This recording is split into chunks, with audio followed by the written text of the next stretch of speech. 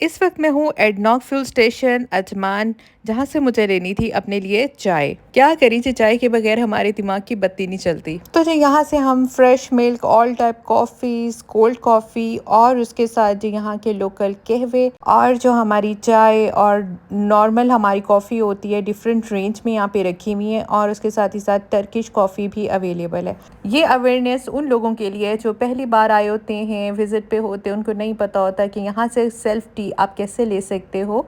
जो चीज़ आप लेना चाहते हो उसकी तस्वीर पे जाके जस्ट एक दफ़ा क्लिक करते हो, उसके बाद आपकी चाय, कॉफ़ी कुछ भी आप ले रहे हो वो आपकी प्रिपेयर होती है आपके कप पे। बस कप उठाओ और जाके बिल काउंटर पे चले जाओ।